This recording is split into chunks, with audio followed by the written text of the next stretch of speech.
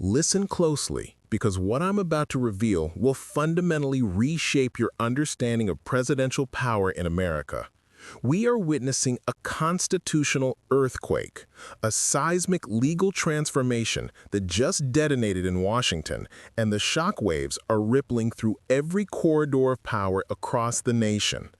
The Supreme Court has just delivered a verdict so consequential, so historically profound that it will be studied in law schools for the next century. This isn't just another ruling. This is the moment the judicial branch declared war on the concept of the untouchable presidency. I need you to understand the magnitude of what just transpired, because the mainstream media is already spinning this story into oblivion, burying the most critical details under mountains of legal jargon and partisan noise. But I'm going to cut through all of that and give you the unvarnished reality of what this decision means for the future of American democracy. The Supreme Court didn't just rule on a case, they demolished a dangerous theory that threatened to transform the American presidency into an elected monarchy.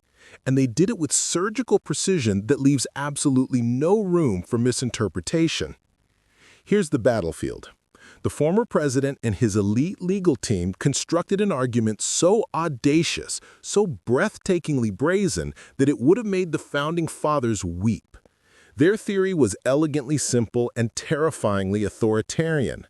They claimed that any president, while executing the duties of the office, operates in a sphere of absolute criminal immunity. Translation: the president could theoretically order illegal acts, coordinate criminal conspiracies, or obstruct justice, and as long as those actions fell within the broad umbrella of presidential responsibilities, no prosecutor could ever touch him. Not during his presidency, not after his presidency, not ever. Unless Congress went through the arduous process of impeachment and conviction first, the president was effectively operating above the criminal law. Think about the implications for just one moment. This wasn't a request for qualified immunity or limited protection for good faith official acts. This was a claim for total immunity, a legal force field that would shield the president from criminal accountability for virtually anything done under the color of presidential authority. The legal team argued that prosecuting a former president would create a chilling effect on future presidents, making them too cautious to exercise their constitutional powers. They painted a nightmare scenario where every future president would be hounded by vindictive prosecutors from the opposing party, turning the criminal justice system into a weapon of political warfare. But here's where the story gets absolutely explosive. The Supreme Court, in a ruling that will echo through the ages, rejected this imperial vision of the presidency with devastating clarity. The justices looked at this claim of absolute immunity and said, in essence, absolutely not. The court's decision is a masterpiece of constitutional reasoning that simultaneously preserves legitimate presidential functions while erecting an impenetrable barrier against criminal abuse of power. This is the constitutional moment we've been careening toward since the founding of the Republic, and the court finally answered the question with unmistakable force. Let me break down exactly what the court ruled and why every single word matters. The decision contains three earth-shattering components that will fundamentally alter the landscape of presidential accountability forever. These aren't minor technical adjustments, these are tectonic shifts in constitutional law that redefine the relationship between the executive branch and the rule of law. Component number one is the immunity demolition. The court categorically rejected the claim that former presidents enjoy absolute immunity from criminal prosecution. They established for the first time in explicit terms that the presidency does not come with a permanent get-out-of-jail-free card. The court acknowledged that presidents need some protection for their official duties, yes, but that protection has boundaries, limits, and those limits are determined by whether the conduct in question represents a core constitutional function or whether it crosses into criminal territory. This distinction is absolutely crucial because it means that presidents can no longer hide behind their office to shield manifestly illegal conduct. The majority opinion, carefully crafted to withstand decades of legal scrutiny, emphasized that the Constitution creates a president, not a king. That single phrase, "not a king," reverberates through the entire opinion like a war drum. The court recognized that some presidential actions require immunity to function, such as vetoing legislation or commanding the military. But when a president allegedly coordinates schemes to subvert elections, fabricates elector slates, or pressures state officials to manufacture votes, those actions fall outside the protective sphere of legitimate presidential conduct. The court has now established the framework for distinguishing between protected official acts and criminal conspiracy, and that framework is a dagger pointed directly at claims of absolute immunity. Component number 2 is the remand directive, and this is where the strategic brilliance of the ruling becomes apparent. The Supreme Court sent the case rocketing back down to the lower courts with specific instructions to conduct a detailed act-by-act analysis of every alleged criminal action. The lower court must now examine each piece of the prosecution's case and determine whether it involves core presidential functions, official acts at the outer perimeter of presidential authority, or purely private conduct. This mandate is devastating for the defense because it shifts the burden entirely onto their shoulders. They must now argue, with specificity and evidence, why each allegedly criminal act deserves immunity protection. This is judicial jujitsu of the highest order. The court didn't simply slam the door on immunity claims, they created a gauntlet that forces the defense to publicly justify every single action, to explain in painstaking detail why coordinating alternative elector schemes or pressuring vice presidents to reject electoral votes somehow constitutes legitimate presidential business. Every argument they make becomes part of the permanent record. Every claim of immunity requires them to essentially admit the conduct occurred while arguing it was protected. The prosecution couldn't have asked for a better framework. They now get to force the defense into making admissions about the underlying conduct while fighting about legal protection. Component number 3 is the historical precedent establishment, and this is where the long-term impact becomes truly staggering. This ruling will be cited in every future case involving presidential misconduct for generations. It establishes the definitive baseline that former presidents are subject to criminal law. Future presidents can no longer claim they operate in a consequence-free zone. Future defense attorneys can no longer argue that the question of presidential immunity is unsettled or ambiguous. The Supreme Court has settled it. Presidents have limited immunity for core functions, but that immunity dissolves when they engage in criminal conduct, even if that conduct is wrapped in the trappings of official action. The constitutional scholars are already publishing analyses that compare this moment to landmark cases like United States versus Nixon, which established that presidents must comply with subpoenas, and Clinton v. Jones, which established that sitting presidents can be subject to civil litigation. But this ruling goes significantly further than either of those precedents because it directly addresses criminal liability for conduct that occurred while in office. This is the missing piece of the constitutional puzzle, the final boundary marker that defines where presidential power ends and criminal accountability begins. Now let's talk about the strategic devastation this ruling inflicts on the defense's entire legal approach. For months, the defense strategy has been transparently obvious: delay the trial until after the election, claim absolute immunity, appeal every adverse ruling, and run out the clock.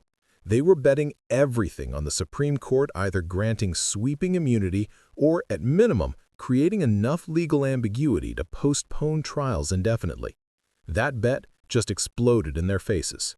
The Supreme Court, rather than rescuing the former president with a broad immunity shield, has instead created a legal framework that all but guarantees the case will proceed to trial. Think about the tactical nightmare the defense now faces. They must return to the district court and argue with legal precision which specific acts qualify for immunity protection. Do they argue that pressuring the vice president to reject electoral votes is a core presidential function? That argument will fail because the president has no constitutional authority to direct the vice president's ceremonial role in counting electoral votes. Do they argue that coordinating with state officials to create alternative elector slates is an official act? That argument will fail because election administration is a state function, not a presidential power. Do they argue that the entire course of conduct, even if it includes some private acts, is shielded because it relates generally to election challenges? That argument will fail because the court explicitly rejected the notion that private criminal conduct becomes immune simply because it has some tangential relationship to presidential duties. The defense is trapped in a legal vice of their own making. Every immunity argument requires them to describe the underlying conduct. Every description of the conduct makes the criminal case stronger. Every failed immunity argument moves the case one step closer to trial. The Supreme Court has effectively transformed the immunity litigation into a preview of the prosecution's case, allowing prosecutors to lay out their evidence and theory while the defense wastes resources on increasingly desperate legal arguments. The dissenting opinions in this case, though they represent the minority view, provide fascinating insight into the stakes of this decision. The dissent warned that even the limited immunity the majority recognized could create dangerous precedents, potentially allowing future presidents to abuse their authority, knowing that some actions will be shielded from prosecution. This tension between protecting legitimate presidential functions and preventing criminal abuse is the central dilemma of executive power, and the court has now drawn the line with remarkable clarity. The majority chose to err on the side of accountability, establishing that when doubt exists about whether conduct is protected, that doubt should be resolved through factual litigation, not through blanket immunity grants. The ripple effects of this decision will cascade through every level of American government and reverberate across the international community.